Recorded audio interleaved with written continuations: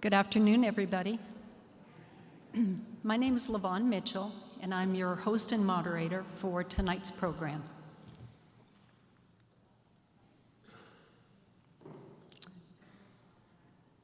Let's see if I can get the slides to move. That's my name, LaVon Mitchell. Thank you, everybody, for attending.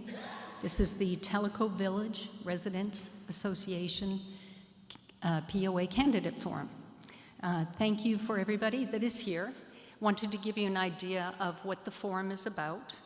So we will go through the agenda for the evening.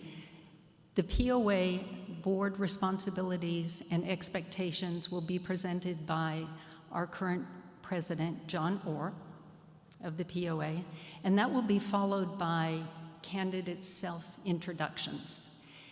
We will do it in alphabetical order. We have 4 candidates sitting at the table. We have Carrie Brown, Tom Farrell, thank you, Larry Godwin, and David Taylor. We've prepared questions we have received from Tellico Village Residents Association membership. We have received so many questions, and I thank everybody for your participation. What we did attempt to do is categorize those. We had some questions that were a common theme, so we lumped them together, and what the 6 questions are that were given to the candidates is the overall theme that we got from all of you. Now, there are additional questions that do need to be answered. So we will get through as many as we can tonight. Anything that does not get answered, if you did submit the question, rest assured we will get the answer for you. Those questions will then be sent to the 4 candidates. They will respond, and their responses will post on the Tellico Village Residents Association website. So again, thank you very much for everybody's input. It really made a big difference. So the purpose of this candidates forum is the TVRA, we are advocates to the residents. We want to make sure that you're informed and you can make informed decisions. The POA, the candidates for the POA and our POA board, it's very critical that we have the proper people in there and that we understand what their goals are so that we can make an informed decision as far as voting for them. The more we know, the better the board is for us, because we can vote for who we believe in and who we feel can do the best for our community. We need to preserve and increase our home values. We need to promote ever-improving quality of life. And we need to continue growing the community and make sure that we have a strong financial background and a vision for the future. So before we get started, if you do have a cell phone, could you please make sure that it's on mute? Each of the candidates will provide a 5-minute introduction. It's a full program, and so they all understand that they have 5 minutes each, which is great. That will be followed by a question and answer segment. They were provided 6 questions, as I mentioned earlier, and those questions came from all of you. They'll respond to those questions, and they'll have 3 minutes to respond to them. And then we'll open it up for audience questions. So there'll be multiple ways that you can ask questions. You can come up to the mic in the center of the room. If you're watching from Tellico Village Network, we will be monitoring the online chat. And if we run out of time, because we do have a pretty full program, if you will send me any additional questions that you might have, or if you get home and you think, boy, I wish I had asked this question, programsvp@tvresidents.org. Please don't hesitate to send me the questions if you think about them afterwards. Just some common sense items as far as asking questions. We want questions. We're not looking for opinions. So please focus it on something, a question that you think probably most of you are interested in, or you've had a conversation about and you always wondered about that. Those are the type of questions that we're after. Now, if there are questions that you know are probably a little detailed or focused, those are fine. Get with the candidates at the end of the program. I can send it directly to them, and then they can... Occupied today, so it falls to me. But I'm just going to run through some of these quickly. It's some of the stuff that if you've attended these in the past, you've seen all these before, but want to make sure we're all grounded. So exercise all corporate and legal powers necessary to manage and direct the affairs of the corporation, except where we've delegated some of these to staff, like the general manager, CEO, we've delegated some of these authorities. Develop strategic direction, work with long-range planning on the development and renewal of the long-range strategic vision. They do a great job trying to look out 10 years. Keep the organization's vision, mission, and core values updated. This is more of a once every 5 years, you take a look at that. Develop annual goals and objectives for the board and the chief executive, general manager. Review and sign all legal documents necessary and per the policies and bylaws of the corporation. Hire, direct, and review the performance of the, what used to be CEO, now it's general manager. Finalize and approve annual budgets, 10-year plans, annual assessments, and user fees. This is ongoing right now. We started it back in July, and it's going to take through the middle of November to finish this one line item. It's a big, big project for the organization. Exercise legal and fiduciary responsibilities per POA governing documents and applicable laws. So this is a big one, and I wanted to expand on this a little bit. Like every incoming board member, everybody comes in with big ideas of how we're going to change the organization, take it in new directions. I did the exact same thing. But a former attorney that was on the board at the time when I started explained the way he said it. He said, as a board, you're in a fiduciary box.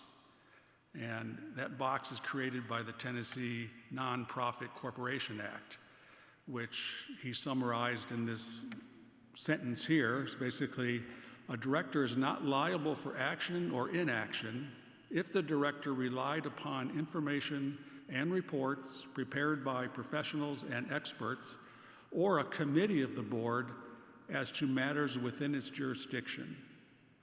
So basically, if you do not follow the recommendations of professionals and experts or your committees that are properly staffed with experts, if you will, then the board takes on all risk of those decisions personally. And as it was explained to me in a albeit extreme example of this, some people might recall the Surfside condo development in Florida, who had an engineer inspect their foundation and were advised that they had issues with the foundation and they should address it immediately. Well, it turns out they didn't have the reserves to address it immediately, so months went by, nothing happened, determined they needed a special assessment. The owners, property owners, did not like that, so there was delay after delay, many, many months went by. Directors started to resign from the board, realizing that they are now assuming the risk of that structural deficiency because they did not act. And then we all know what happened. The building collapsed, 90 plus people died, and as you would expect, lawsuits followed. Not only the condo association, but each individual board member was sued for their failure to fulfill their fiduciary responsibility. So albeit an extreme example, but it is what can happen if you don't abide by the Nonprofit Act and don't follow the committee recommendations. Didn't quite fully understand the governance of Tellico Village when I first started. These committees were set up to comply with this corporate act and protect the decisions made by the board, because nobody signs up for a volunteer role like this and will willingly put their house and all their worldly possessions on the line for the decisions they make, which could happen if it's determined they did not meet their fiduciary responsibility. So I just wanted to level set it for all the property owners that think that the board can do what they want and make whatever decisions they want. You literally are in a box when it comes to some of these bigger decisions. The rest of this, abide by all the governing documents, maintain confidentiality per the governing documents, approve expenditures per policy, appoint all members of the committees in accordance with the POA charter, bylaws, and the committee charters, serve as the court of appeal for POA member disputes and appeals for ACC decisions, and then all board members serve as liaisons to every committee out there, approve all board rules and policies, and review all board minutes for the past year to familiarize yourself with all the past activity and decisions that the board made that you'll be responsible potentially for fulfilling. So that's what I had for board responsibilities. I guess I will turn it back over to Levon. Thank you, John.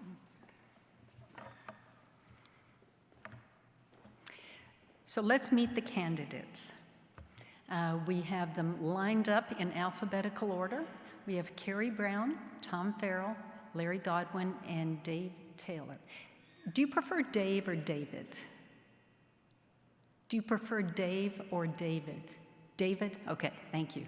So we'll get started with Carrie.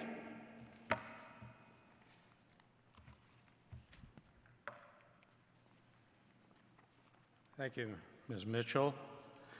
Good afternoon, everyone. And a special thanks to TVRA for scheduling this candidates forum. So let me tell you a little bit about myself. First, I'm a conservative Christian. I believe in the resurrection of Jesus Christ. I believe we should start every board meeting with a prayer and a pledge. My wife Kimberly and I purchased here in 2014. Then we moved permanently in 2017 from Savannah, Georgia. There are 3 daughters, 3 grandsons, 2 granddaughters, and 2 great-grandsons. I've been trained in emergency management. I'm qualified as an incident commander. I'm a member of the VFW in Loudon, and I served on the Government Affairs Committee here in Tellico Village. Kimberly and I led a grassroots effort to provide action alerts. Some of you may remember that from a few years ago, to the residents, other individuals, groups about Tennessee General Assembly legislation. As for my resume, I'm going to go from that, but I am going to tell you to go to tellicosmart.com site, and you can review my work experience in the civilian sector, as well as my 25 and a half years on active duty in the United States Army, as well as my educational background. The Marines refer to me as a Mustang. I had enlisted service, I got my education, and I was commissioned. Government in the sunshine is what I advocate. I believe the $80 fee should be canceled because it wasn't canceled, it was just suspended. The money should be returned to you each month that they took it from your bank account. That we will achieve water rates that are not 211% markup. I believe that we need a detailed audit of the budget, that we need a preventive maintenance program for every asset owned by the POA. The TAP 2, I believe, will resolve our water and sewer issues for the long term with substantial solutions. The POA administration, I hope, will run like a well-oiled machine that delivers reliable and efficient service. But we need to find out why salaries had a significant increase in the last 4 years of 54%.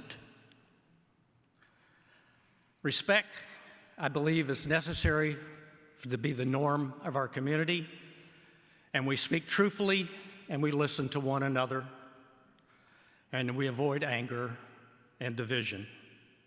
I believe resources are managed with openness and fairness to include a transparent budget. Lastly, Telco Village, in my opinion, should be the most desired place to live, not just for us, but for generations to come. Thank you.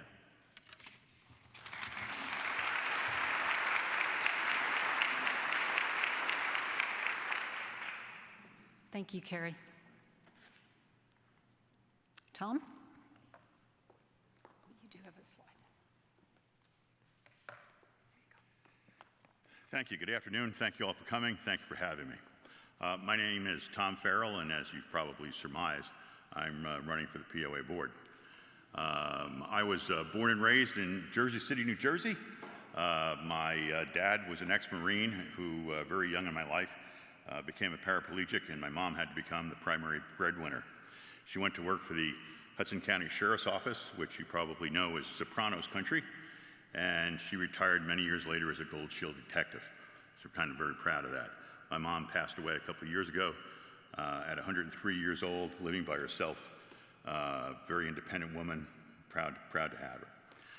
I started my career at the Prudential. We came from very modest means, so my family couldn't afford college or anything like that.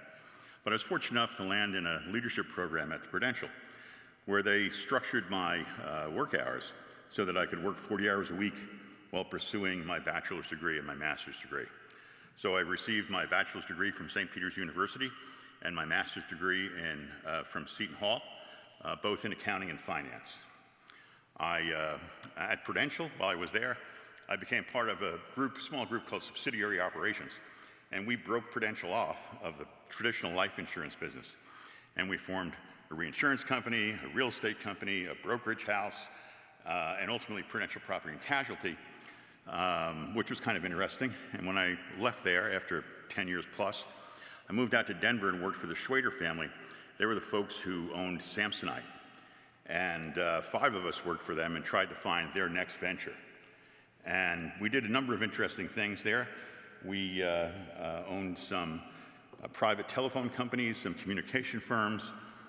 We ultimately bought some radio stations, some TV stations, formed a little company called Orion Broadcast, made a tremendously horrible movie called The Legend of Alfred Packard. It was a pretty interesting time. I wound up being sent out to California, where at that time, I ran a company called Quick Start Technologies. I was COO, and just to fill in some of my free time, I taught graduate level economics at Webster University, and I was executive editor for a Microsoft magazine and wrote a monthly column for them. I was introduced to a fellow named John Sykes, who was starting up a large customer care organization, and he asked me if I would run the operations for him. I said, John, I couldn't spell call centers if you spotted me the C's. He said, you'll figure it out. Turns out I did. So I spent most of my career in the customer care business. Most recently, toward the end of my career, I worked for a company called Client Logic, based in Nashville. I ran a very, very large operation. I run very large operations in my life. I had 40,000 employees. I built about 30 offices around the world. And from there, I kind of moved into Capital One. And so while I was at Client Logic, I brought 500 jobs to Nashville. I brought 600 jobs.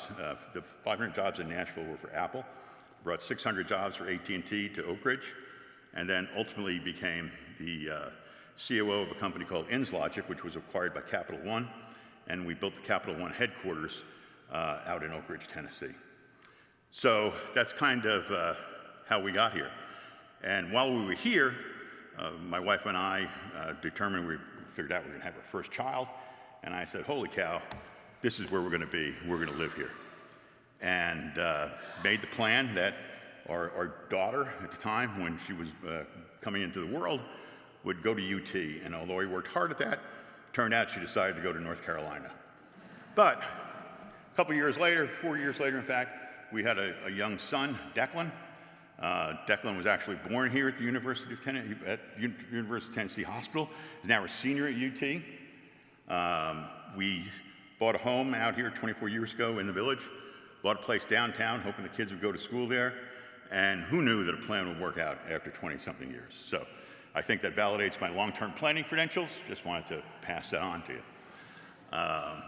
So that's pretty much in a nutshell the things I've done throughout my life. I had neighbors approach me and tell me that they were not very happy with the way things were running here, and I decided to throw my hat into the ring and essentially offer myself as a candidate to you and just say to you, look, I think you have some really good candidates. I think we should look at this kind of as the buffet table of life. Take a look at this, pick out the fried chicken, the mac and cheese, the okra, pick out the 3 dishes that you like the most, and hopefully we can come on and serve you and be members of your board. And again, thank you so much for having me.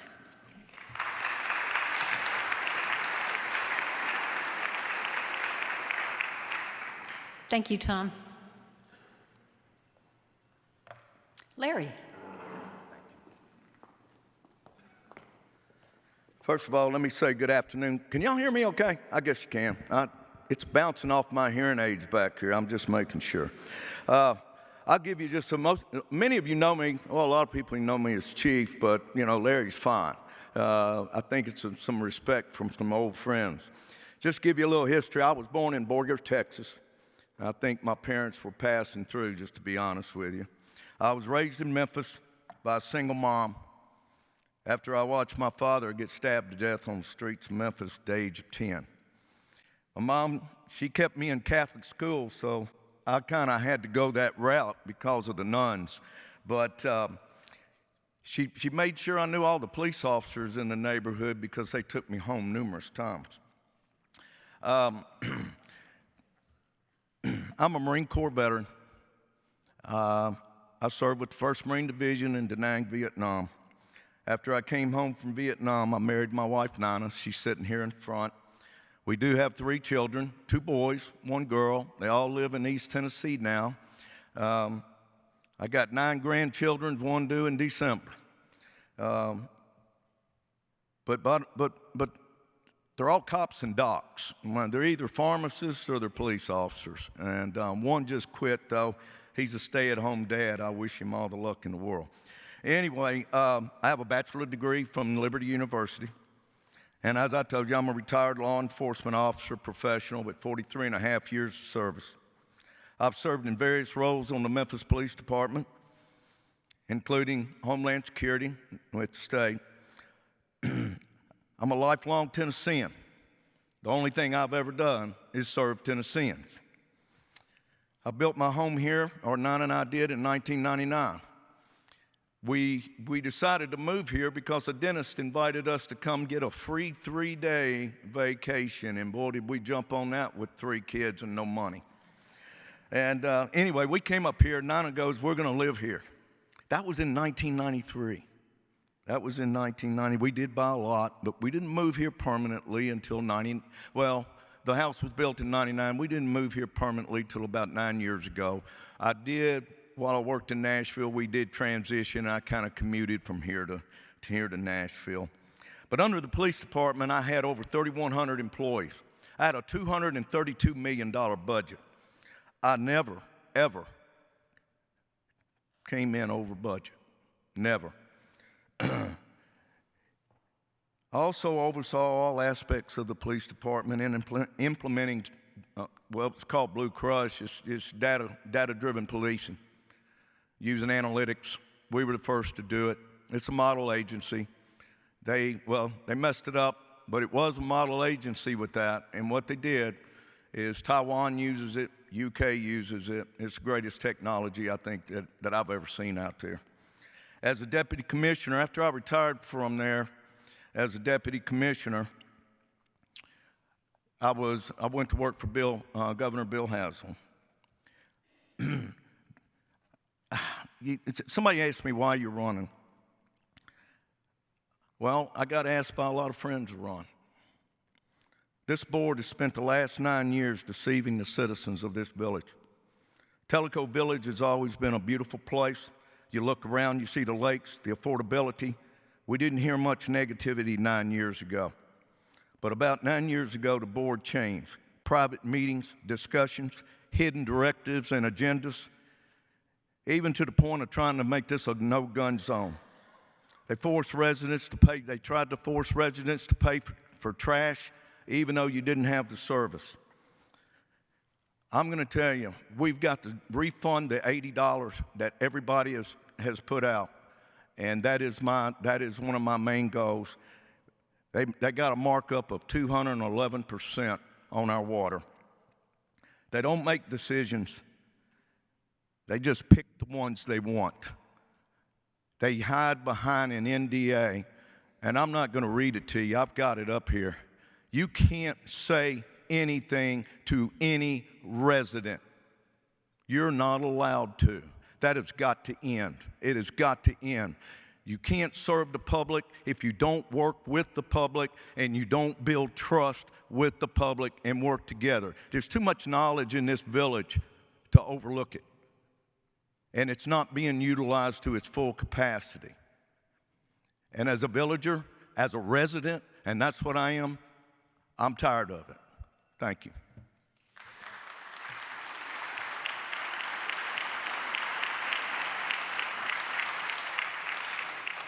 Thank you, Larry. David.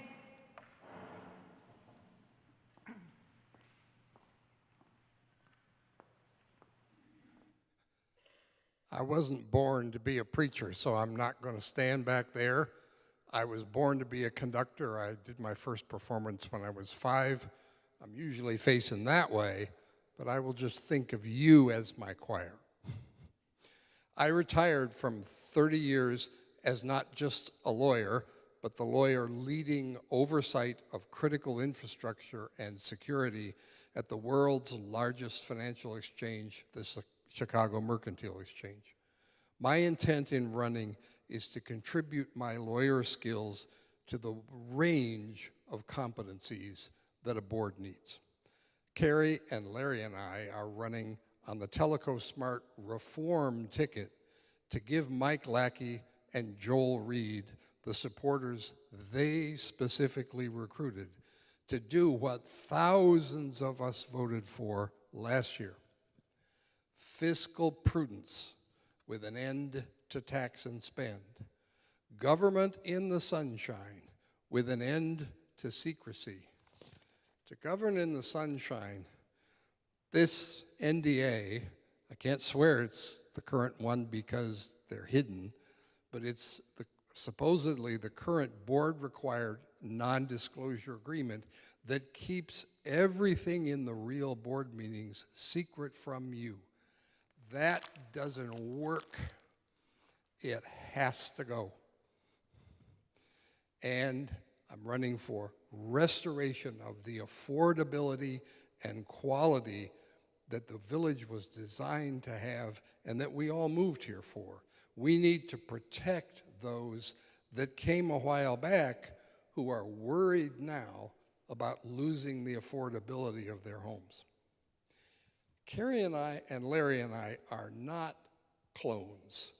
You're going to see that right here today. We have very different styles and different skill sets. But we do have a common vision about what's gone wrong and the principles we need to follow to fix it. The good news is our problems are all fixable.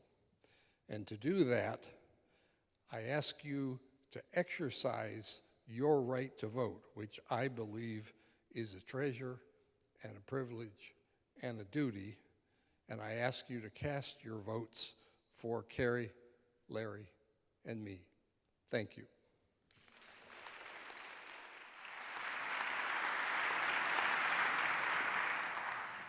Did you want your prompt back?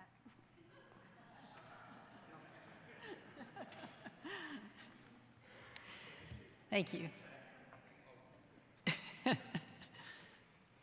Okay, now we are going to come to the question and answer portion. As I mentioned earlier, we have 6 prepared questions. The POA board requirements can be summarized into 6 categories: legal, financial, strategic, human resource management, communications, and leadership.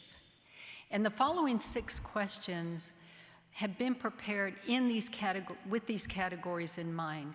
As I mentioned earlier, we've got a number of questions. This was the common theme that we got from all of the questions that we received from you. So let's get started. The order that we're going to do them in is, for the first question, we will start with Carrie and work that way. The second question, we'll start with Tom, and so on and so forth, till we circle around for the last ones. So question number 1. As a POA board member, you will be provided or have access to confidential information that is not intended for public consumption, and if released, could result in significant legal expenses and/or penalties, as well as damage the reputation of POA board and staff members. Are you committed to following all POA governing documents, including the requirement to sign a non-disclosure agreement? How will you address residents' concerns of private board discussions being shared with non-board members who post this information on Nextdoor and other unofficial POA publications? Carrie, if we could start with you. Thank you. Well, first of all, I will follow the Tellico Village governing documents. It is our guide to ensure we make no mistakes, no missteps. Either stay there or stand in front, just for the visual. Yeah, I get to start over? Okay, I believe in a limited NDA for personal matters and legal proceedings for myself. I believe the 2026 POA board will approve government in the sunshine, which is long overdue. Thus, no need to sign an NDA that is overreaching. I believe government in the sunshine will be the foundation that starts to address Tellico Village residents' concern, because you and the rest of the residents in Tellico Village need to be informed. Thank you.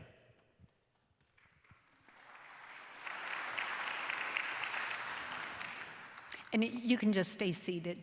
Thank you. Go ahead. Well, hello again. Let's kind of address the question at hand. First of all, of course, I'm committed to following all POA governance documents, but I'd like to see some modification of that if possible. I think that the NDAs have been somewhat restrictive, and I think that some folks have used that as a shield so as not to be open and candid and share everything with you that indeed we should. However, whatever NDA we're required to sign, of course I'll do that. I think that in the spirit of being open, that our town halls should indeed be monthly. I think they should provide an open forum for effective communication. I think that all the closed sessions of the board meetings should be opened. I think residents should be able to attend, that they should be able to observe and not interact. I think that we should also consider opening the closed sessions of the advisory committees. And again, residents would be invited to sit in but not to participate.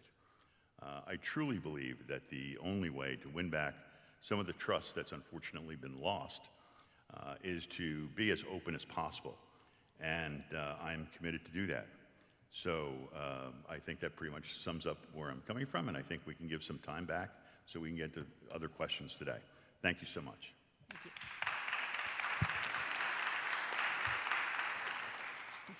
Stay seated. Yeah, stay This seated. is unusual for me. Stay You know there. that, don't you? I'm used to. Okay. Stay there. Let me addressing the question first. Let me say this: I'm committed to following the governing documents and this forced requirement to sign this NDA. I retired 9 years ago with a top secret clearance for the state of Tennessee, a Q clearance for the Department of Energy at Oak Ridge National Lab. So I'm pretty well aware of how to protect confidential information, I can assure you.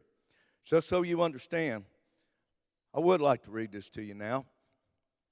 Confidential information shall mean all confidential information made available to the director regarding TV POA, its employees, which includes, not limited to, matters pertaining to contract negotiation strategy, personnel matters, security matters, legal matters, including litigation contemplated, threatened, or existing. Confidential information shall also mean information that is related in any manner to the confidential topics, subjects, discussions, data, opinions, analysis, documentation that is disclosed in board meeting.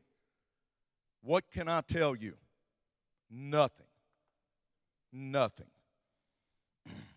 I can't talk to you about anything as your representative. I've never seen anything like this.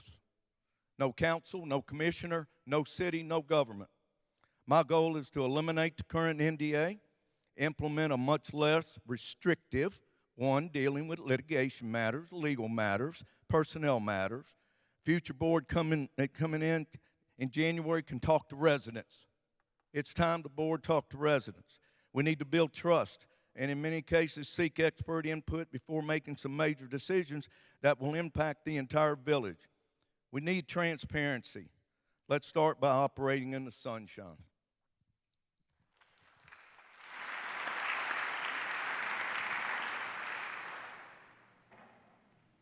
This question is a perfect illustration of what's gone wrong with our POA. Recent boards have governed in secrecy. That must end. The right way is to govern in the sunshine, and that means truly open board meetings, open workshops, and clear, understandable, complete financial information available to all of you.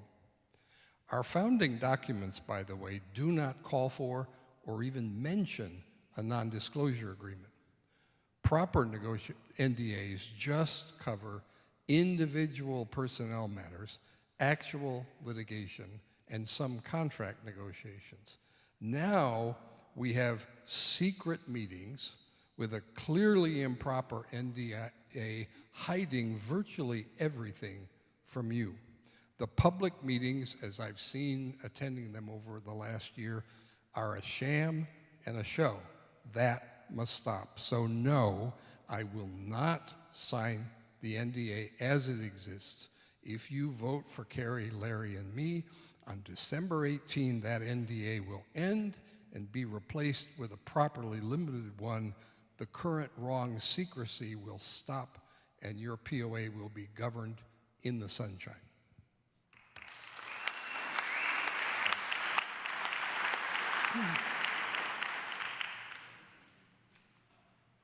All right, question number 2, and we'll start with Tom on this one.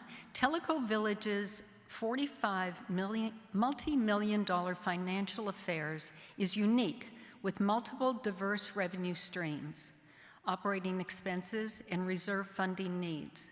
What experience do you have in leading a business of this size and complexity, and what suggestions do you have in mind to increase non-assessment revenue, reduce subsidies, and build reserves to meet the community's long-term needs. Thank you. As I pointed out earlier, I have a fairly broad depth of experience running large organizations. I've had as many as 40,000 colleagues worldwide. I've managed the construction and/or the rehabilitation of 30 sites here and abroad.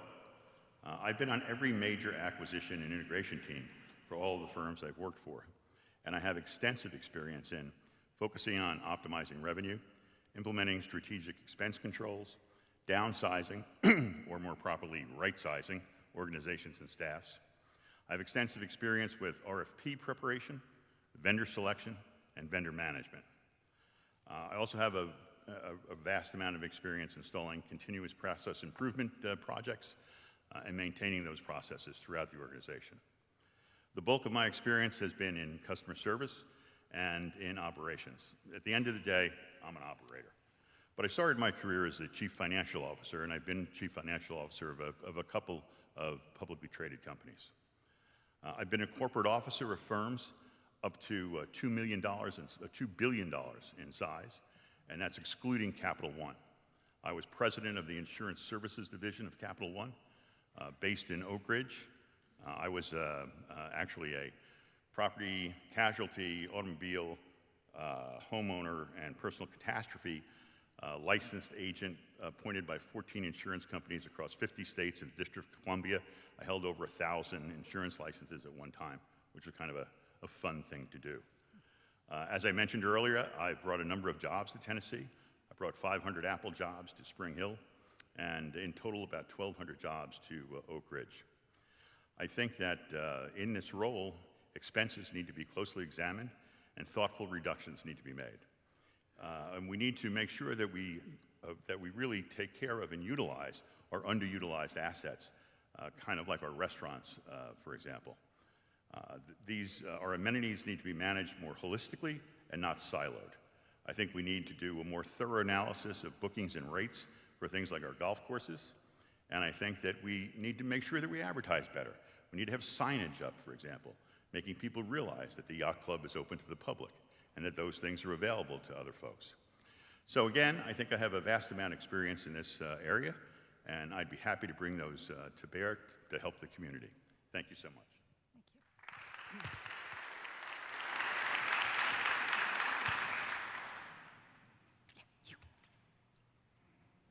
I think I already mentioned, and I don't want to dwell on this stuff, but I was head of the largest police department in the South. I told you it had a $232 million budget. You couldn't do anything without going before council. You couldn't go one personnel over. You go over one person and you were hammered.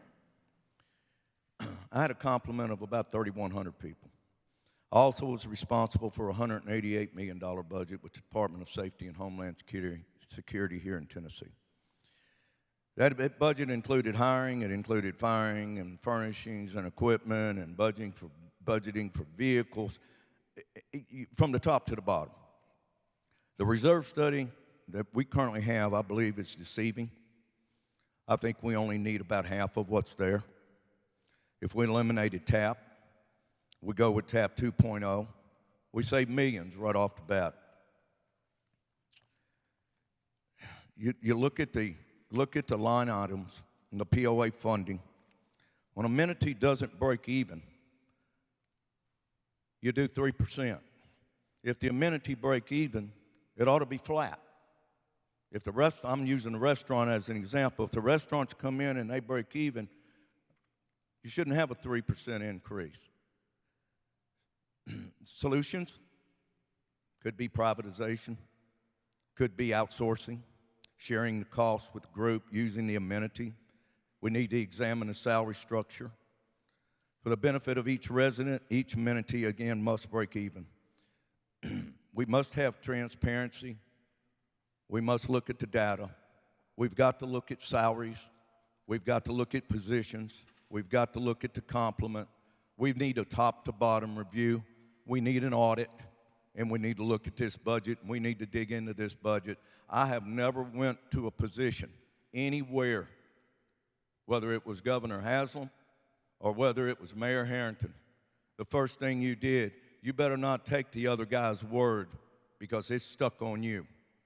You go in and you look, and I assure you there are savings within our budget.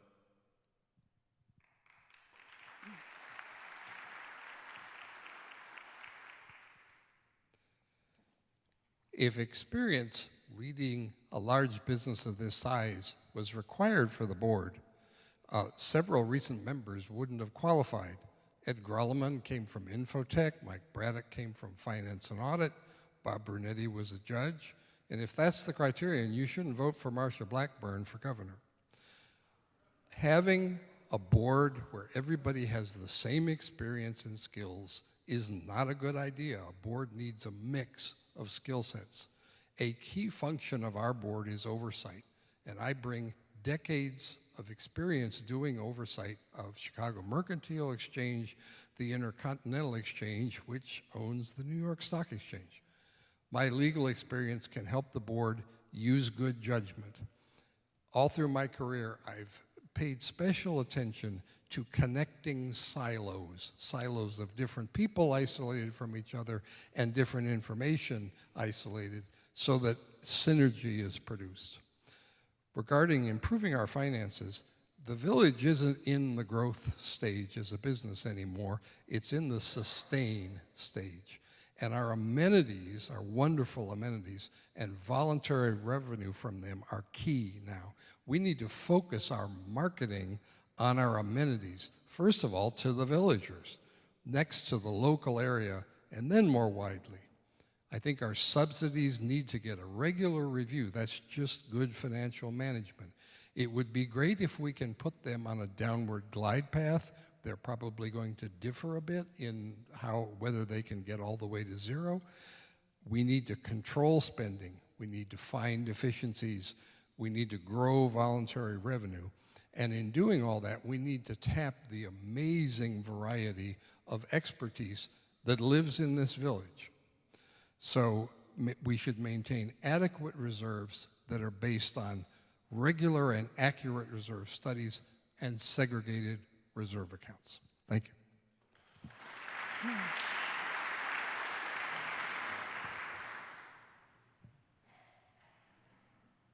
In relationship to this question, my experience is based in 25 plus years of various positions in the United States Army and with city, county governments working in facilities, maintenance, repair, and construction. So here's an example of my duties as the Director of Public Works in the United States Army.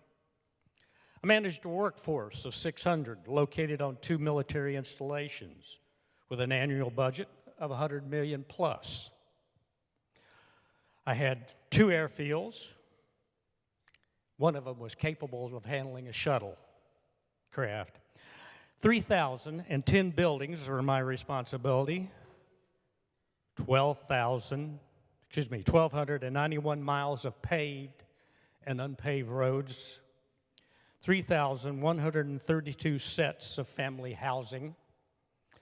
9,194 barrack spaces, and a military construction program of $298 million. I had a railroad, water and sewer operations, 2 landfills, a power plant, just to mention a few things. If you're interested in the rest of my story, you come see me. Non-assessment revenue, reduce subsidies, and build reserves. That's not an easy task. Matter of fact, that's one heck of a task to accomplish. All 3 of these issues require extensive study. We got to go out and we got to go to other communities and find out what are they doing. Can we take their best practices and incorporate it into Tellico Village? And best practices are related to the management tool that Joel Reed is working on here. It's called Balanced Scorecard. A vision, a mission, goals, objectives, tasks, and evaluation of our needs. The POA board is 7 strong voices. There are thousands of strong voices in Tellico Village that can help us put this together and make this a great place to live. Thank you.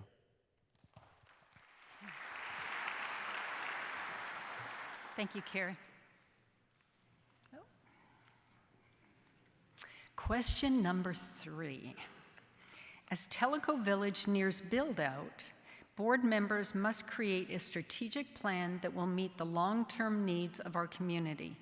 Multiple infrastructure improvements are underway to address the community's aging water and sewer infrastructure. The professional engineers have indicated is at risk of causing an environmental hazard and may hinder the ability of the Tellico Village Volunteer Fire Department to save lives due to low water pressure in some areas of the village. What steps will you take to ensure these projects are completed on time and within budget, and how do you plan to manage and prioritize the remaining infrastructure needs? We'll start with Ralph. Yeah, thank you. I'm going to try standing here. I hate sitting down like that. I apologize. When I look here, the one thing I don't see a really good maintenance plan. It seems that a lot of things we do, when it breaks, we fix it. And I'm just talking about the workers that I've talked to. Right now, we have a sole source engineering firm in Jacobs.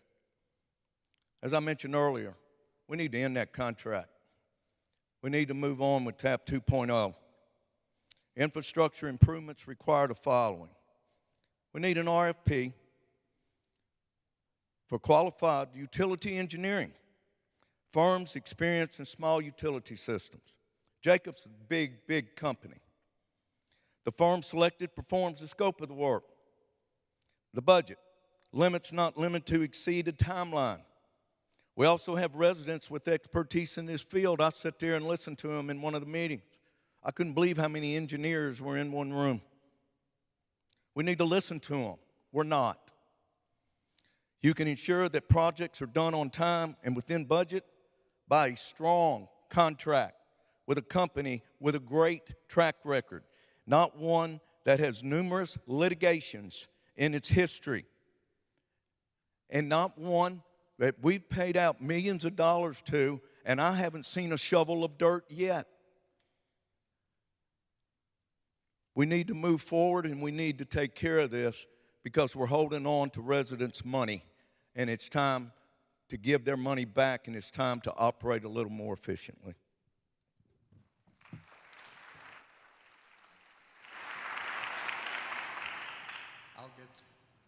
Is this alive? Yeah. I'll get specific with this answer. I will vote to immediately halt the wasteful and unneeded TAP 1 plan and implement Mike and Joel's TAP 2 plan and save you millions. I think we must permanently eliminate the wrongful $80 water fee and refund it. I think we should bill you for water at LUB or TAS's cost, plus the amount that's actually needed to maintain a proper reserve. No outrageous 10% increase each year for the next 5 years. If possible, since we're in litigation with the Public Utility Commission now, we should be doing what's right without regulation. And I would recommend hiring the right attorney expert for that question. A former PUC general counsel is available, and that might be our only hope of doing the right thing without getting regulated. How to meet our true infrastructure needs is we need to use the village's amazing wealth of relevant expertise. When we have an engineering job, we need to consider multiple qualified engineering firms, hire the right one for that job, local if possible. And I want to give a shout out to our PSAC committee who this week finally moved to enable that by qualifying several much more local firms. Good step. And we need, as Larry said, to establish a solid preventive maintenance program for all of the POA's assets.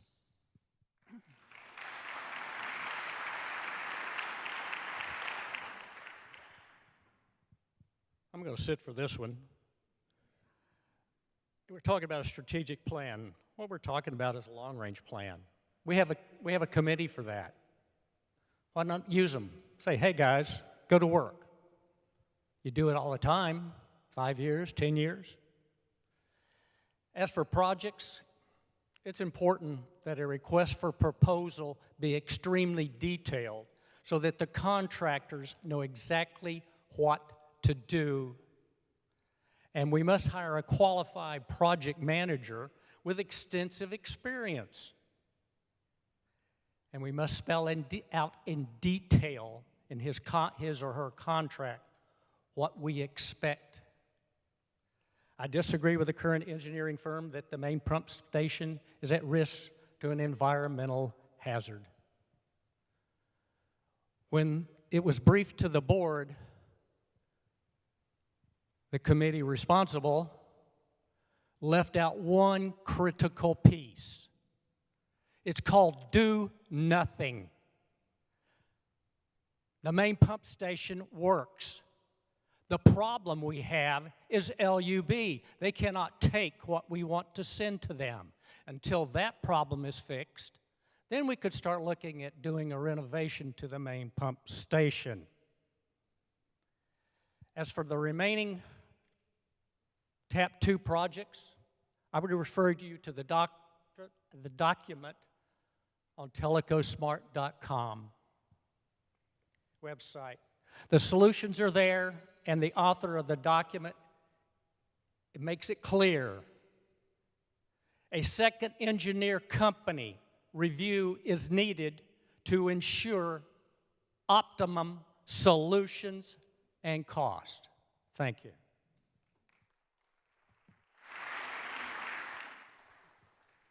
Thank you. Very much of what my colleague said is absolutely true. But let me just start off by telling you that I'm not the kind of guy who's going to sit here and promise you a chicken in every pot and a Chevy in every driveway. There's way too much research that needs to be done before we can move forward in that regard. I'd love to sit here and promise you that we're going to refund all of the $80. I'd love to promise you that the water bill is going to come down significantly. But let's face the realities. Right now, like it or not, we have a $45 million a year run rate. Those numbers need to come from somewhere. We have some major capital expenditures that are facing us. We have to have the facilities to handle that. Clearly, TAP 1.0 appears to have not been fully vetted, and the rush to fulfill that is quite troubling.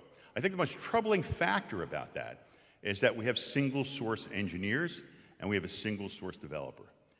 At the last board meeting, I was kind of surprised to have someone stand up and say, let's explain the situation with Jacobs Engineering. They came in with an initial bid of $2 million. And they said, you know what? We're going to build in a $1 million contingency. That brings us to $3 million. And let me tell you where Jacobs is today. They're at $6 million. But don't be alarmed, because it's not uncommon to have an engineer firm miss their estimate by 100%. Well, wait a minute. Let's sit back and think about the reality here, okay? Today, they're at $6 million. You know what their contingency is? It's not 50%, which would bring it to $9 million. It's 0. How does that make sense?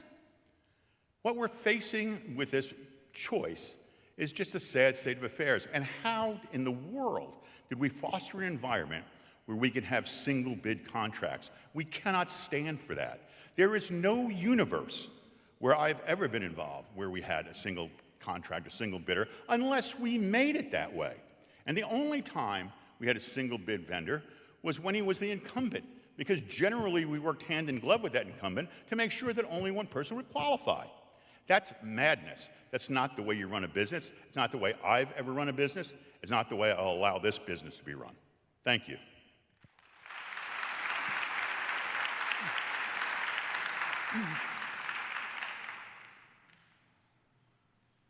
Question number 4. Tellico Village is fortunate that its dedicated staff and advisory committee volunteers provide a wealth of knowledge and professional expertise and are committed to making this community the best place to live in East Tennessee. Maintaining these resources not only minimizes overhead expenses related to the day-to-day management of operations, but also meets property owners' desire to be engaged in critical decisions and creates a positive professional relationship between POA staff, board members, and residents.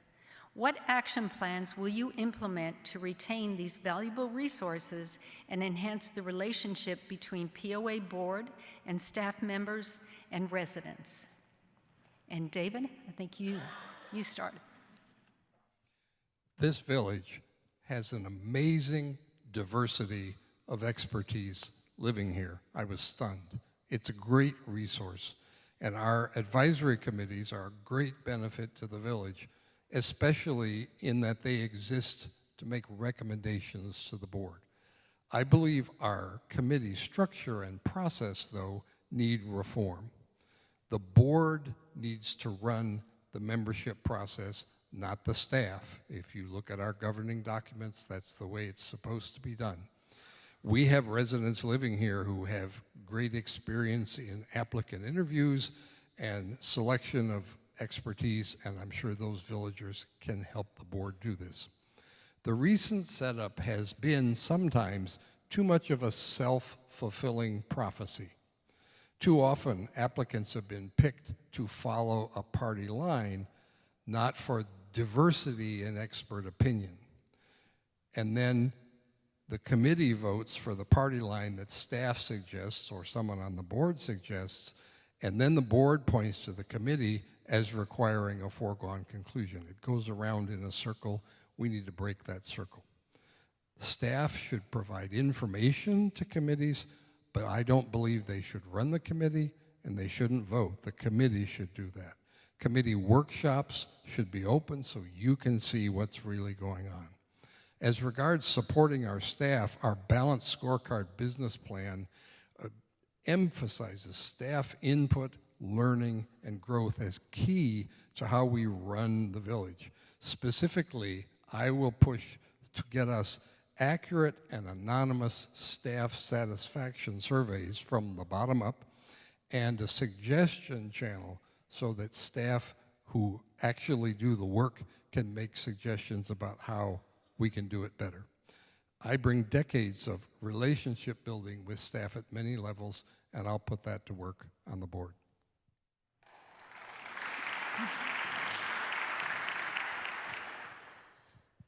First of all, I would not implement any action plans as related to the staff or committees, because as a member of the board, if elected, I do not have such power to implement. However, I do have recommendations which would come after an in-depth look at each committee, their mission, their size, and so forth. And where we have residents performing duties in support of the POA, I think we have to take a look at that also. So, my bottom line, there should be a needs assessment of what tasks need to be performed in Tellico Village. And then we right-size that workforce of paid workers as well as those that volunteer. I think it's necessary for us to get the task accomplished for all of you, and so that the amenities will continue to flourish. Thank you.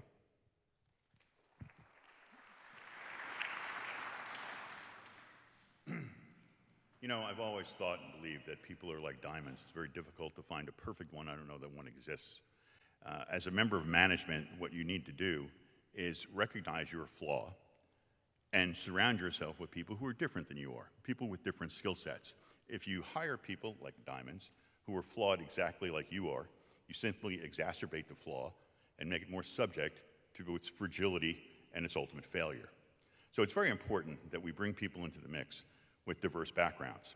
I'll tell you a quick story.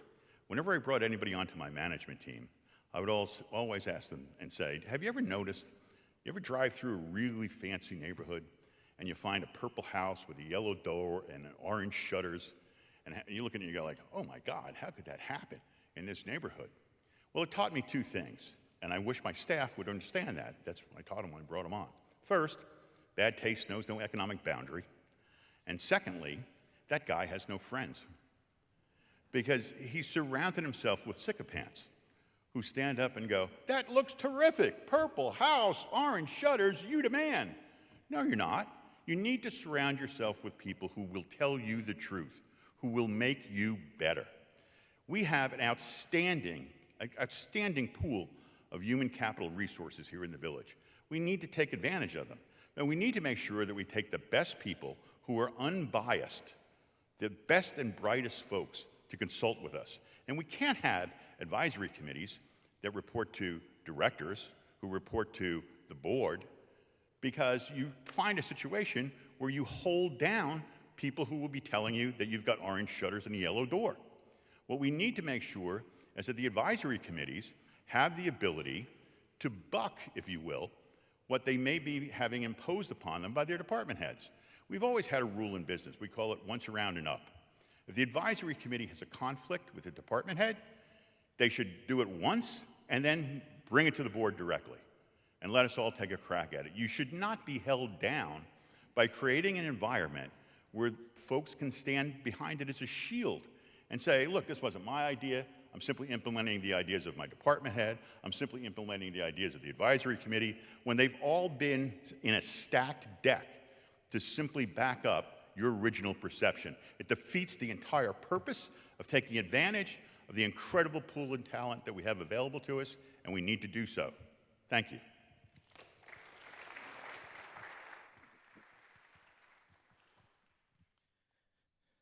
I don't really think you can ever underestimate the value that these committees not only provide to the board, but they provide to each and every one of you. Watching them in there and the knowledge and the way they project themselves and get involved, it's one of the greatest things that we do have, because we need these committees. The committee member selection process, it's currently set within our guidelines. However, we need to review them. We need to look at it. We need to look at the process. And my colleagues have alluded to that. But we've got to ensure impartiality and inclusiveness. We should continue the joint meetings between committee chairs and board members. I like that.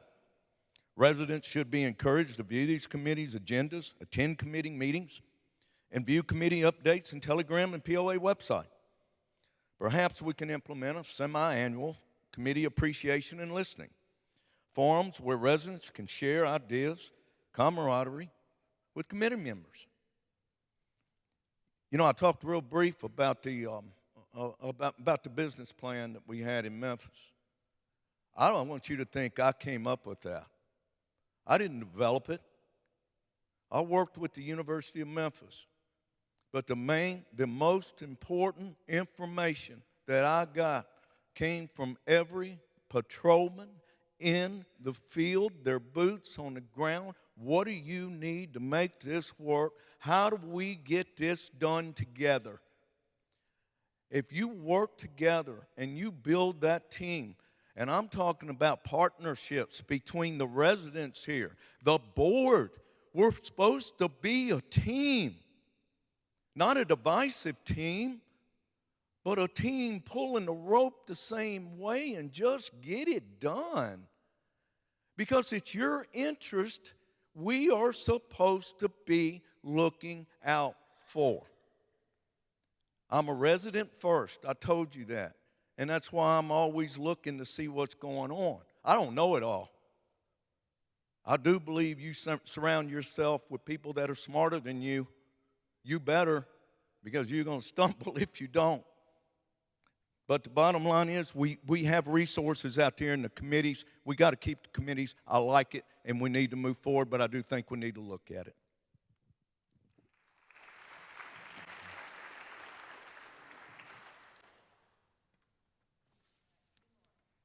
Starting over with Carrie. Communication is a critical leadership skill that enables good leaders to convey a vision, foster open dialogue, promote collaboration, diffuse and resolve conflict, and build relationships. How do you intend to enhance Tellico Village POA communications to reach all property owners and improve the relationship between the POA board and the Tellico Village residents? First of all, we cannot reach every resident in Tellico Village. It's not possible. We know that we have avenues to get information. POA puts them out. Tellico Village Network puts it out. You know, some residents don't really care what's out there. Some dislike their computers because it's a real pain in trying to figure out what's out there. Some may think our sites are too complicated. I've heard that said. So maybe Communications Committee, which is a great unit, and I believe one member of that committee is here today, got to take and run with that. Try to figure out what it is that we can do to get our word out as to what's going on in Tellico Village. Now, I recommend town halls on a regular basis, maybe more than once a month, so voices can be heard. And there's an email site. You can send an email to your board member, or you can send it to the general manager. Or maybe neighborhoods could schedule their own town halls. Now, if there are other ideas to improve communication, I'd be more than happy to sit down with you. I don't want to have a beer with you, but I'll sit down with you and we can talk about it. But because it's very important that we be able to communicate at all times. Thank you.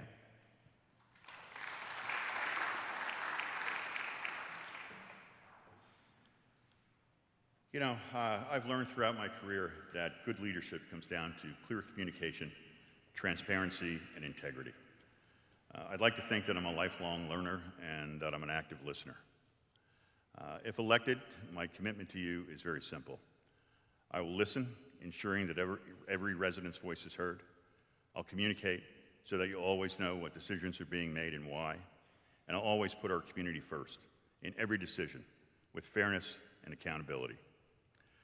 I promise to respond as appropriate to all emails and even to horrifying posts on Nextdoor, as painful as that may be. Although I'd certainly like to see Nextdoor return to what it was intended to be, telling me where to find a plumber and identifying funky-looking bugs and snakes.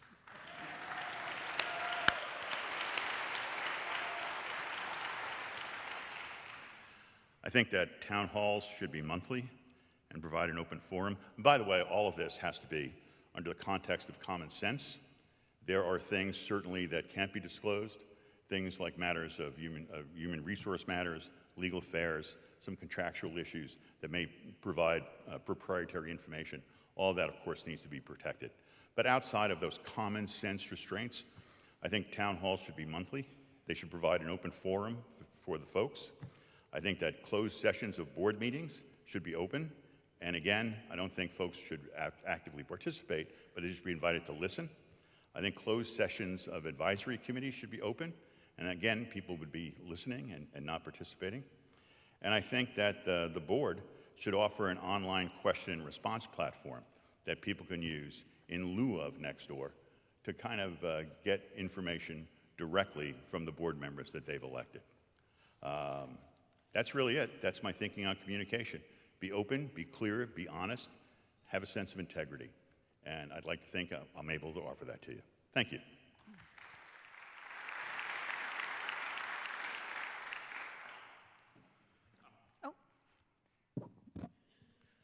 Tom, you're going to take all the fun out of Nextdoor. My grandson asked me not long ago, he 21 years, just turned 22.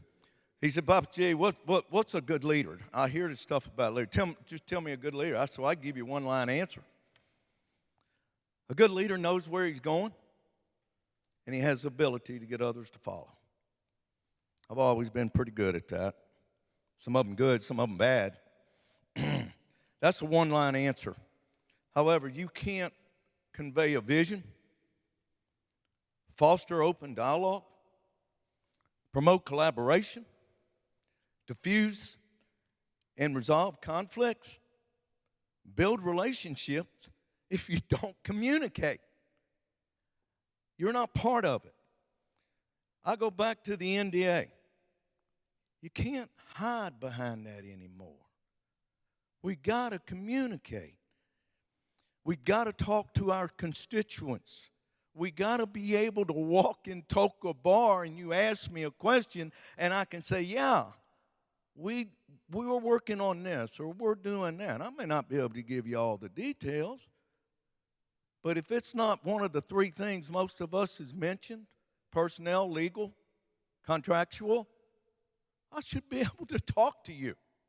It's that simple. I think the TV POA communications, I think they're pretty good. I do. I think they're pretty good. Personnel and staff, I think, do a really great job. And they got to do that with the system that they have. And I don't know their IT system, but maybe that is something we need to look at. I've never gone anywhere that we didn't change software or we didn't change the entire IT department. It seems it happens that it gets old. We need to assess that. We need to look at updates for improvement. Town halls, I don't know how you operate without them. I don't know how we're going to get information other than we can put some stuff online, we can do surveys, we can do all these things, we can ask for information. But good grief, it's good to talk to somebody one-on-one every once in a while, and we need to start doing that. No one's going to take care of us. We take care of each other. Your board, our residents, we work together or we fail. It's that easy. It's that simple. We work as a team, but we can't work if we don't hear you. Thank you.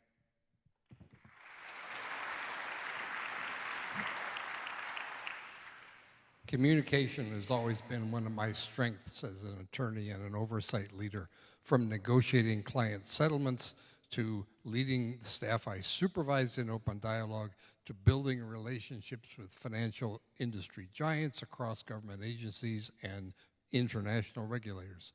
One of my big goals in this topic will be to create 3 big missing pieces regarding POA resident communication. Social media, as I think we all know by now, brings out the worst in people. Next door is not the way to do this. We need accurate customer satisfaction surveys about the board and about each one of our amenities.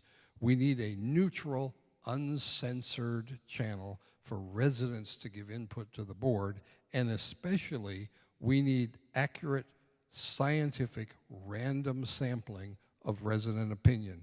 We've got experts in the village who could help us set that up, and I'm sure we could hire them from outside. We also need regular town halls on all major issues that the board attends. Somebody asked me, okay, if we elect you, where do you really want to end up? Well, it will surprise you by having openness and clear information that builds your trust. I hope we can make the POA boring again. Think about it. Are you really interested in sewers and water and roads and budgets? I don't think so. If we build things so you can trust us, we can take care of that, and you can go back to focusing on your happy, retired lives, having fun, and once again, be bored with the POA.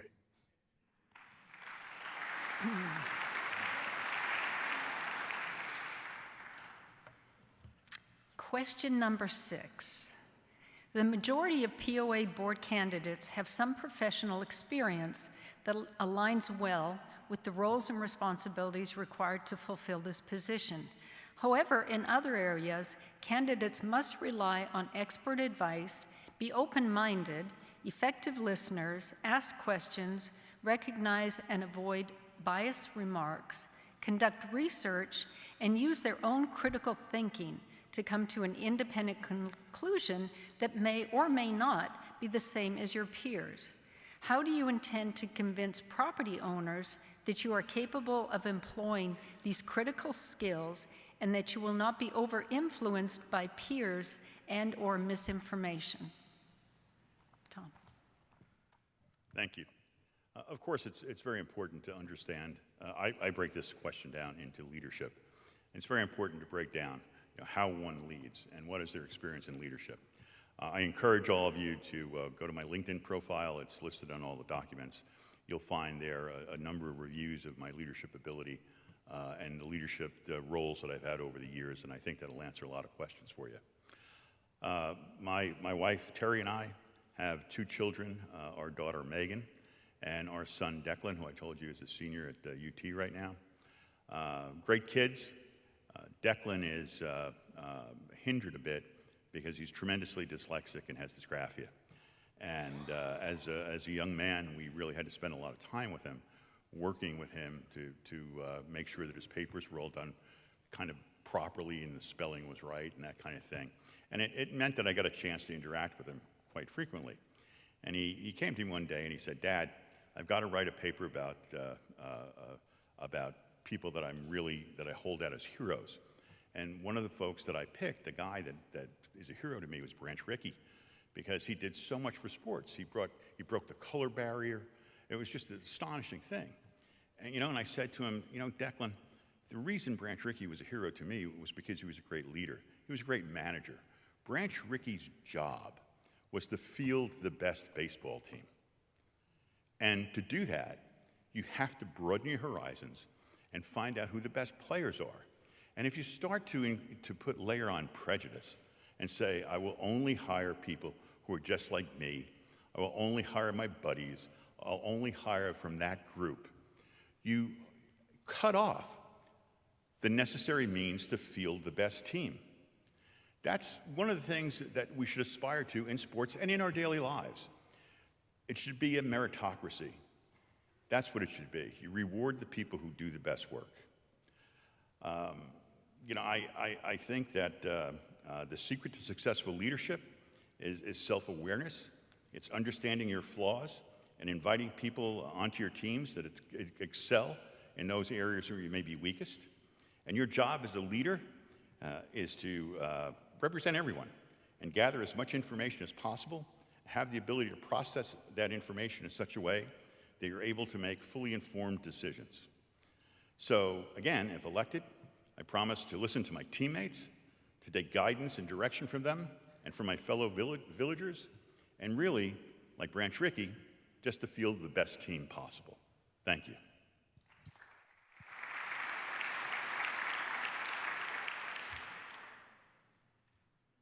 Oh, is that? Yeah. I'm not sure, I've talked about this, but I'm not sure how many of you have dealt with 3,100 law enforcement officers, staff, and management, along with being responsible for 657,000 citizens. But I have.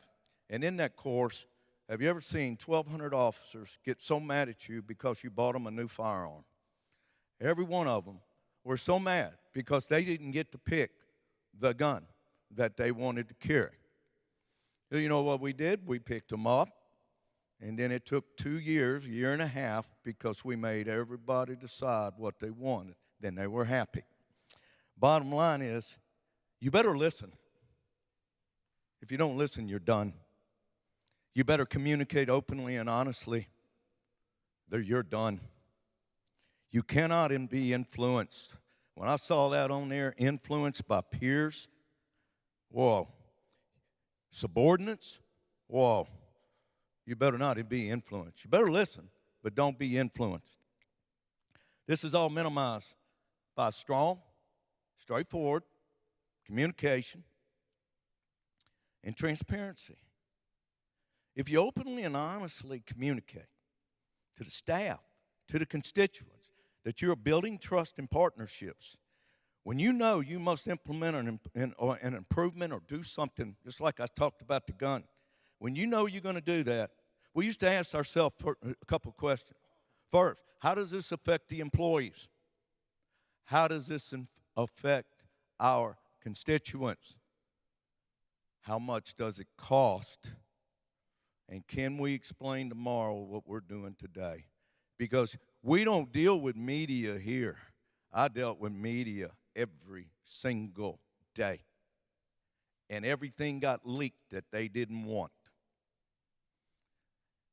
I hear nothing from our board or our GM on new business. Nothing. I did see a letter from the president that I wish I hadn't have seen. This board has almost sucked the happiness out of me. I'm so tired of worrying about what they're going to do next. They created this atmosphere. I didn't do it. I didn't come in here griping and complaining. They created that. I had an atmosphere of carefree retirement. I sit on my deck and I love it. I couldn't ask for a better place to live. We can do better. And you elect us three, and we will. Thank you.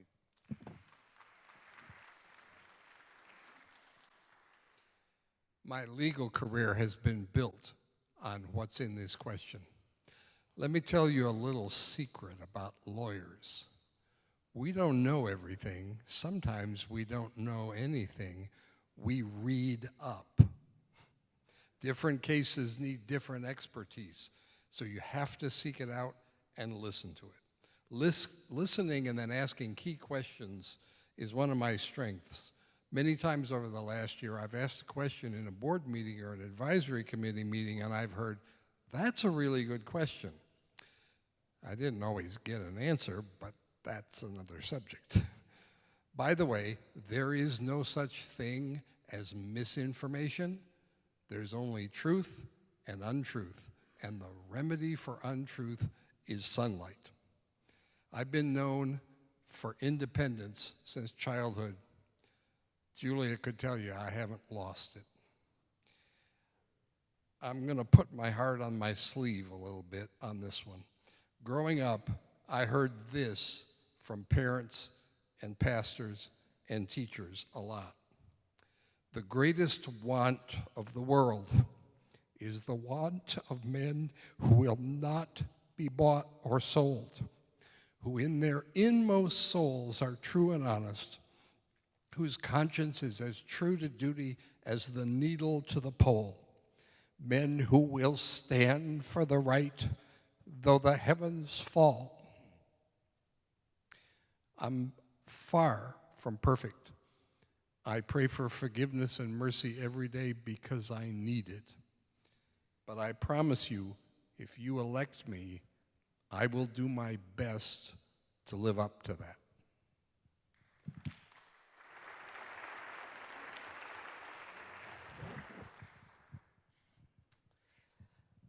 I came here today to tell you about myself, my beliefs. I believe that truth, and only the truth, must be the order of the day. That's why I support government in the sunshine. And it's important that the residents have that open forum so that they can listen to the board meetings and listen to the grumblings and the back and forth between the directors. Not just a few days ago, I was talking to a former board member who said, oh, the board always got great information. We got a lot of data to make informed decisions. We didn't get that information. All we heard was them to go into the meeting and say, motion. Who's going to vote yes? Who votes no? And all I heard were a bunch of yeses, and we grumbled because it reflected on us. I am not aligned with any organization. I'm my own person. I told you about who I am.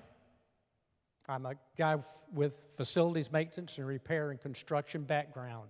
I was a leader. I was a commander. I was a director. So right now, if you don't want me on the board, so be it.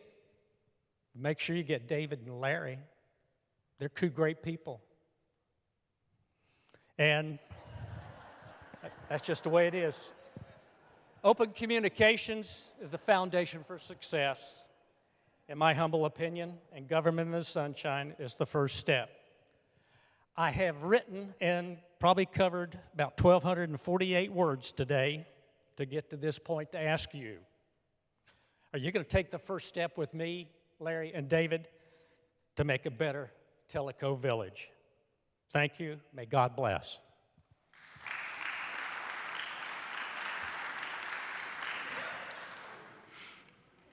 Well, that is the conclusion to the canned questions that they had received earlier. I've been monitoring the online chat, and there was a question that is comparable to a question that was given to us from another resident. And we will start with, since we had Tom last time, we'll start with you, Larry.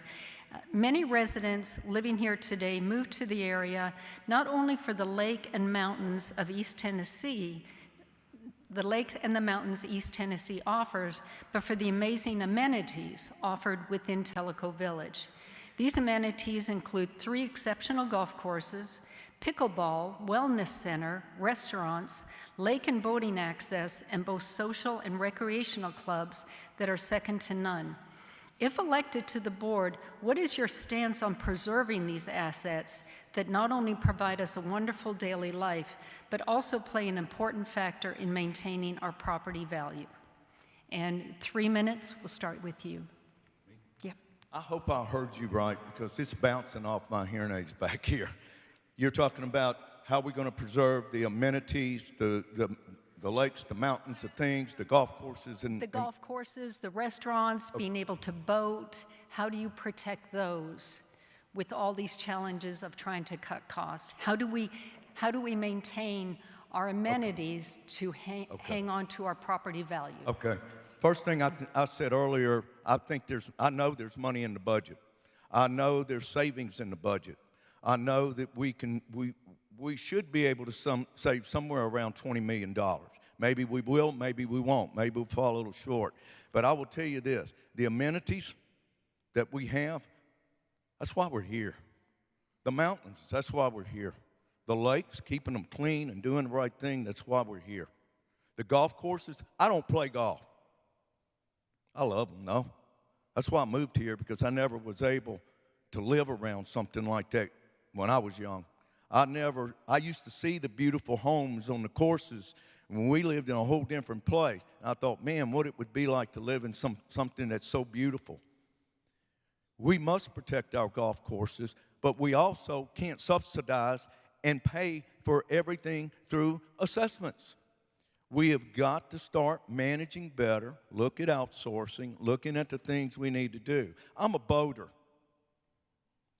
Oh, I love the lake now. I hope I'm doing it 10 years from now, but I don't know. It's getting harder to get down there and get out. The wellness center, the other amenities, the restaurants. Oh my gosh, there are days you don't have to leave here for anything. You've got the medical facility down the street. You've got the wellness center down the street. You've got everything right here in your hand. We just need to make it better if we can. Improve the food. Everybody says, I eat there. But what I'm saying is, we make everything better that we can. And we enjoy what we have, but we've got to start making some money, and we've got to start breaking even. And I know we can. We can look at outsourcing. We can look at leasing on golf carts instead of buying them. Instead of dumping our money and emptying our pocket or our bank, we can lease. That's what most golf courses do. That's what I hear. And that's what we need to do. We need to look at salaries, personnel. All of these things are cost savings that makes a difference in how we deliver the goods.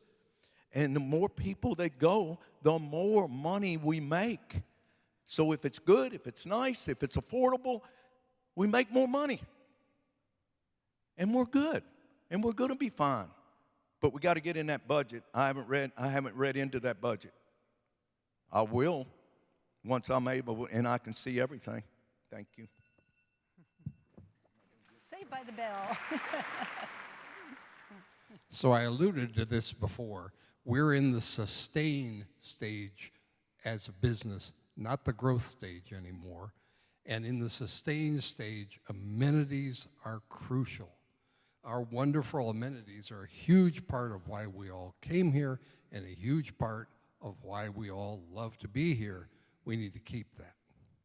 But we need to find budget efficiencies and voluntary revenue of people coming in to use our amenities that mean we can gradually reduce as possible the amount we have to put from assessments into subsidies. Now that sounds like squaring a circle, but we can do it. We really can. It's a little personal thing here. I love boating, done it all my life. I love eating in the restaurants. My doctors said, no, to golf and pickleball, little fast-moving balls don't do. You wouldn't think it to look at me, but I used to be a pretty mean racquetball player. But those amenities are really important to a lot of people in this village. We need to keep them. We need to strengthen them. We need to manage them well enough that we can afford them, and we can do all that.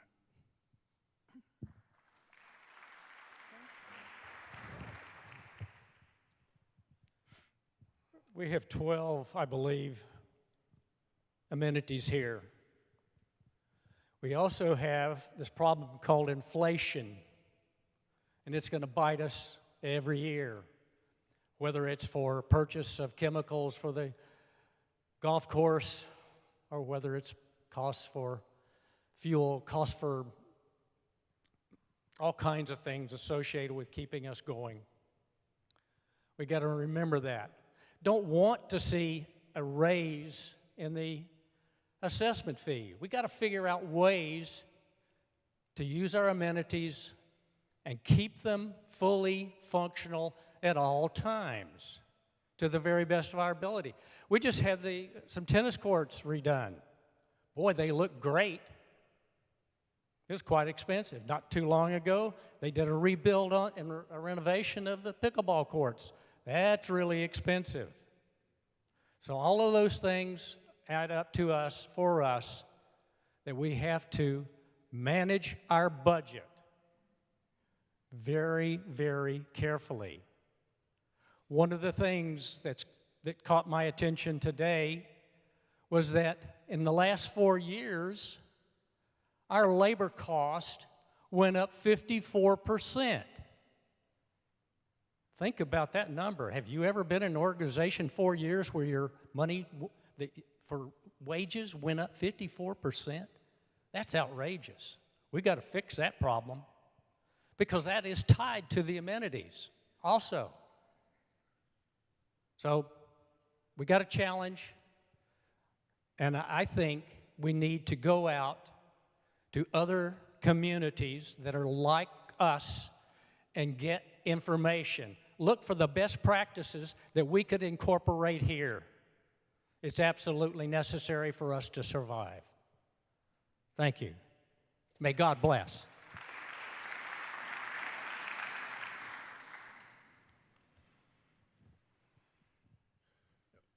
We need to have management in place that understands math, that understands finances, that understands the financial situation. Let's look at a couple of things here realistically.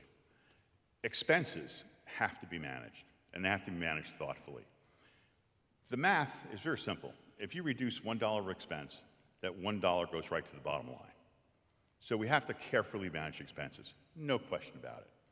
Let's talk about revenue. How do we get revenue from other sources?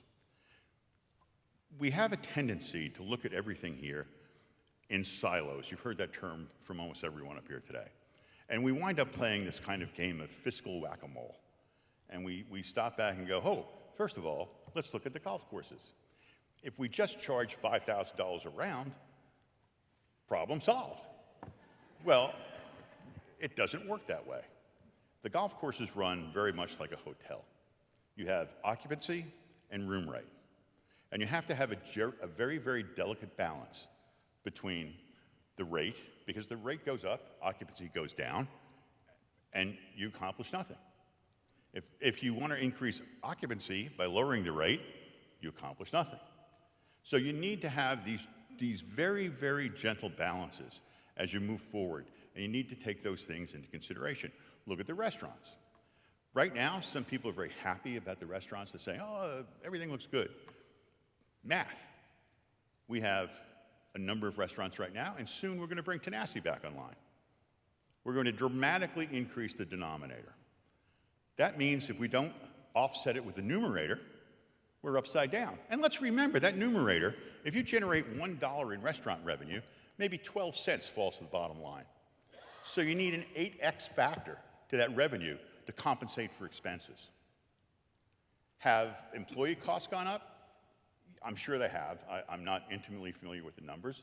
But for example, if all the restaurant employees were subcontractors years ago, and now they're employees, I kind of think that the salaries might go up.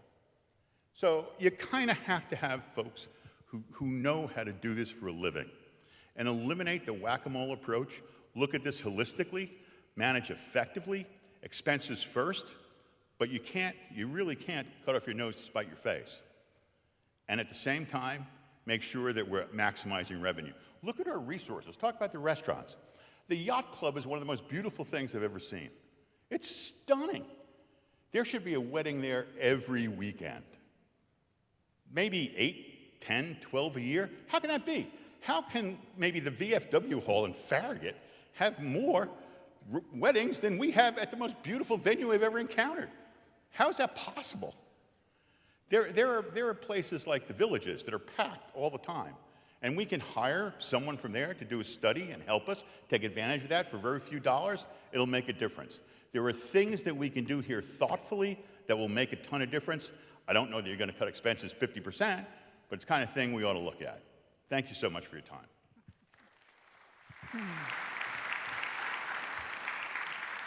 Any questions from the audience?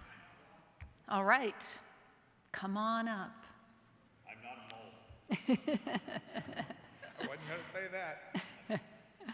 I'm Gig Wilkowski, and I just want to ask, the history.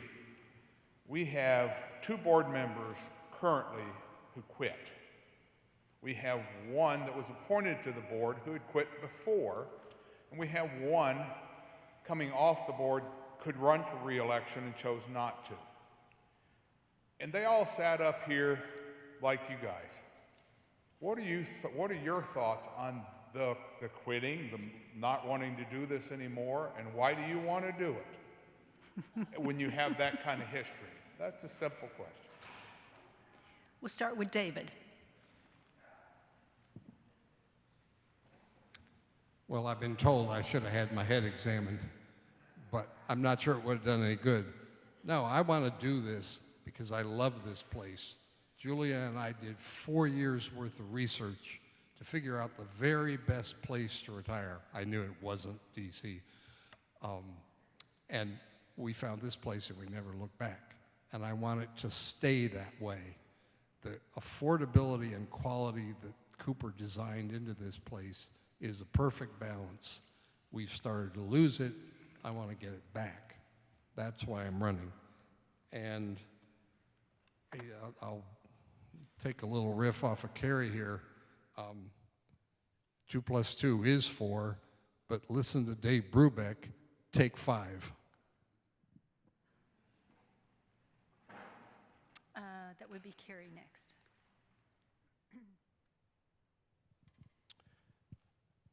David and Larry and myself met with Dan Cooper not so many months ago, and he told us about his vision for Tellico Village. Well, that vision has changed over time, and I'd like to see it start going back to his vision, which is a great place to live because we got low taxes, We got a great mountain chain. We got Dollywood. We got a great lake system, a lot of fishing. Why did members of the board depart? I don't know. I didn't get to talk to them. Maybe they had good reasons. Maybe they just decided they didn't want to participate anymore. They just vacated their job. The other day, George Luttrell, sitting over here, said, "Kerry, don't you know that you're going to be working 60 hours a day?" Oh, come on, I thought you said day. 60 hours a week. But actually, someone said to me yesterday, they thought it was going to be more than that. Are you willing to do that?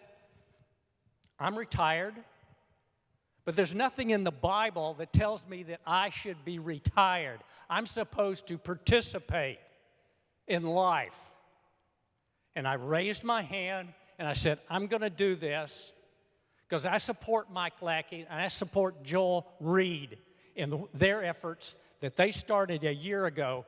And that foundation that they put in place needs to be supported. And because of my background in facilities maintenance, repair, and construction, I can support Mike. And I support what Joel wants to do because I came from a background of having the opportunity for goals, missions, tasks, goals and objectives, goals, missions, and tasks, and evaluation of how you're doing. So I may have missed the question, but gig just kind of got me started, I guess. Thank you.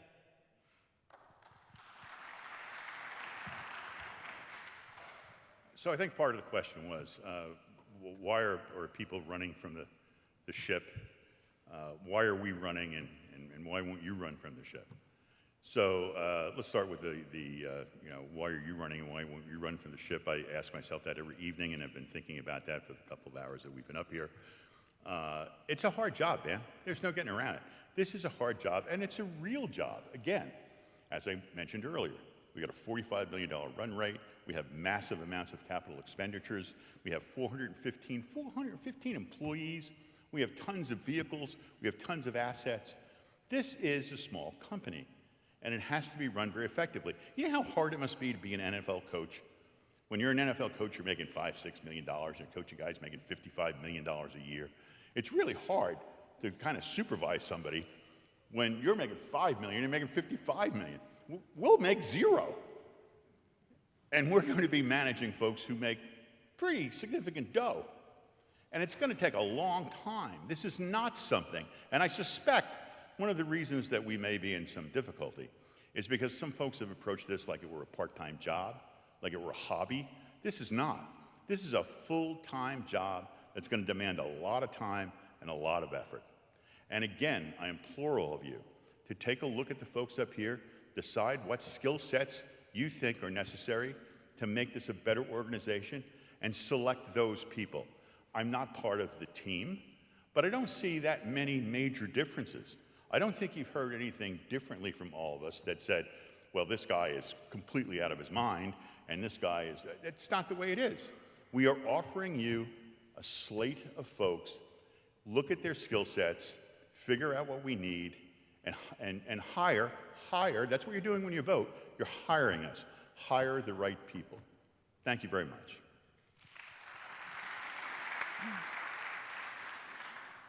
I don't know if this is a good way to start out or not, but I'll tell you the truth. I used to work 60, 70 hours a week.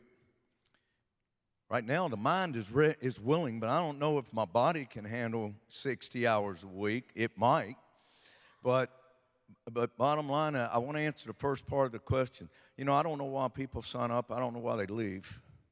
I'm sure there's issues. There could be medical reasons. There could be that it just wasn't for them, which kind of puts things at a disadvantage because you come out here, you listen, you take the time, you vote, you put the person in, and then they leave on you. I don't intend on leaving on you. It'd have to be something dire for me to do that, and if I did that, you would understand. When it comes to give me the rest part of that question, because I'm sitting there talking about it was, Well, they were wondering why people left and why you want to run. yeah, well, I'm running. Well, I think Yeah. I kind of told you, a little frustration, complained a lot on next door. Everywhere I've ever served, any government official, it's about the people and it's about listening and working with the citizens. I don't get that feeling from this board. And the only way to change that it was for me to get involved. I don't have any other way to change them or the way they think. I've always kind of been a team builder. I built a lot of partnerships across the state of Tennessee. Almost every police department. I led the Tennessee Association Chiefs of Police. I was the president for a year. I was the president of the public safety, or chairman of the Public Safety Coalition. I don't know if you know what that is. That's made up of every sheriff, every police chief, and every district attorney. And I chaired that. We changed things. We actually brought tougher laws and worked together. But a lot of times, everybody's got their own agenda. The whole idea to get on the board is to unify and to build trust on the board and to build trust with the citizens that live here. I'm a resident, you're a resident. We should want the best. We may not always agree what size of a restaurant we want or what do we want to do to this golf course, but we got to fix the needs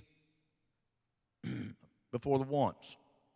And you got to manage that budget. I was pretty good at managing a budget because I knew I'd get fired if I walked in there $800,000 over in personnel, like it's just happened right here.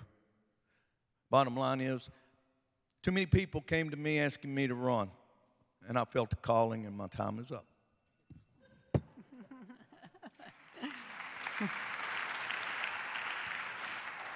We have 10 minutes left, but I do want to get through a couple of the questions. If the candidates would promise to make their answers just a minute? Okay, great. First, thank you for the Resident Association for putting this on. It was very helpful. Thank you. This should be a short question for each person. Do you have a draft of a new, less restricted NDA to be available on your first day to start to be reviewed and approved? That's my question. You're asking if they have a draft of a new NDA, or do they have the existing NDA with drafts? They all talked. I'm working on it. You'll have it by December 18th.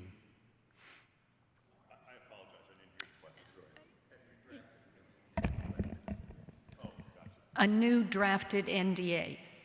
Correct, because they all talked about how the NDA is too restrictive and you can't share too much. Well, what's the next step? The next step is to have a new one ready to go day one. And I'm asking that question, whether you have it or not. Okay. It needs to cover three things. It does that all across the country. Individual personnel matters, actual litigation strategy. You don't want the other side knowing what you're going to do in court until you get there. And some contract negotiations. It shouldn't be an umbrella that covers everything, so we can't talk to you. We'll fix that. Yeah, I don't think, because you guys, right. Right. And I think, Tom, you were fine with, you realized that there was an NDA that was needed. Yeah, Right. I think that we've kind of been universal in this, Yeah. in that we all think the NDA is too restrictive. We think that certainly there are items that need to be protected, things like HR matters, common sense items. I personally will not draft a new NDA because I'm not an attorney, and anything I drafted would look like it was drafted by me, which quite frankly would not be incredibly helpful. But I certainly believe that by the time we move in, we should have an NDA that's tremendously less restrictive so that we can govern in the sunshine, so, as they say, and be as open as possible. Thank you for the question. Thank you. Hi, Shauna Hunt from Tanasi, lived in the village for 10 years now. My husband and I both have questions, and he let me go first. Ladies before gentlemen, I have a quick question, I think. I wanted to ask a question of the audience. I wanted to know how many people in the audience either attend the board meetings or watch the board meetings on TVN. Just a show of hands. Okay. That's pretty impressive. That's really good. Yeah, that's great. But if you look at the number of people in the village who probably aren't watching the board meetings or watching them on TVN, where are they getting their information from? They're probably getting it from next door, their friends, neighbors, clubs, and a lot of that information is probably not correct. So I've heard some things today. I do attend all the board meetings. I volunteer at Teleco Village Network. We produce the quarterly board update, which just came out this week. If you don't have a chance to go to the board meetings, then that's a good way to see what has gone on for the last quarter. We have John Orr, the president of the board, comes and talks to a host, gives some information that is available to all residents. So I've heard some things today that I think are misinformation, and some of them might be that the committee meetings are not open, that they're secret. They definitely are open. The budget process is open. People can attend that. It will be also shown on TVN this year. And that we're in litigation with the TPUC. We are not in litigation. I think if you attend the board meetings, you probably know that. But it's an inquiry. It's being pursued, but we're not in a lawsuit. So I just would. Well, I'm not going to ask a question because I'm coming before my husband, but I'm just going to urge people to get their information from the source and not from next door. So, thank you. So 3 of the 4 candidates that are running here are running as a group. They're running as the Teleco Smart team.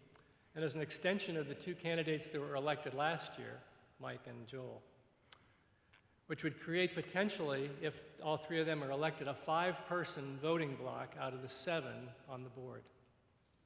There's a well-known psychological phenomenon called groupthink. Groupthink means thinking alike, uniformity of thinking. I understand you have diversity of backgrounds, but that's not what groupthink is. Groupthink is thinking alike. Groupthink has been shown to result in suboptimal... I'm sorry. Yeah. I'm getting there. Thank you very much. You guys...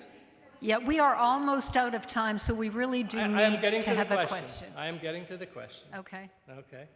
Boy, this is what the problem is with this village, by the way, is nobody has any patience to wait for anybody to talk. Diversity in perspectives is what is the remedy for groupthink. Can each of the Teleco Smart candidates comment on how they will avoid groupthink, and specifically give an example of where you differ from the other candidates on one specific issue that's important to the board? We've heard great amount of uniformity. Highlight one of those things that you are differing on, that you disagree with each other or one of the sitting board members. Thank you. Let's start with Carrie. Excuse me, sir. What's your name? Warren? Warren, what would you call a board 1 minute. of 7-0? That's what we had for a long, long time. Mike and Joel were 5-2. Wasn't that a problem? We think alike? No, we don't. You don't know who we are. If you saw what we did to each other in messages back and forth, you wouldn't believe that. But you think because Larry and Dave and I are going to join with Mike and Joel that we're going to group think? You got 5 different people with 5 different abilities. They wanted an example. Pardon? He asked for just an example, and we wanted each of you to just give an example of one thing that you differ on. That's almost impossible right now. Okay. David? That's not good. David? Only somebody who It was a doesn't question know for the us three. and doesn't care to know us but wants to make political speeches could possibly have ever said that. If you get to know us, you will know how ridiculous that is. We are like, my biggest case. Do you have an example of just My- one thing, since we are pretty much out of biggest time? case, I had 150 farmer clients in Minnesota, and they had a saying, you get 10 farmers in a room, you have at least 11 opinions. If you get the 5 of us in a room, every time I've been in a room with the 5 of us, there are at least 6 opinions. Often there's 10 or 11. That's just not going to happen. I'll give you one real quick right off the bat. Strategy. The way we do things right now, I don't always agree. I've got my opinion, and I'm a hard-headed son of a gun. I'm not going to lie to you. I'm used to running the show, and I know I don't run the show no more. I'm part of a team if I get on that team. The team being the board members, which they should work together, and they should do that. But I have a different skill set than this man in either one of these. My skill set is not theirs. They got their strong points, and I got mine. And I'm going to stick to my guns. And if you can convince me I'm wrong, you'll get my vote. If you don't convince me, I'm going to stay with mine. And it may be 6-1 a lot of times. Because I'm not going to always agree just because you're supposed to agree. That's not me. I don't do that. We, evidently there is another activity that's taking place in here. We had the room till 6, so we do need to wrap up. The final slide. Okay, And I'd like to say that the one thing that troubles me is when someone stands up and says, if you don't vote for me, vote for the other 2 guys.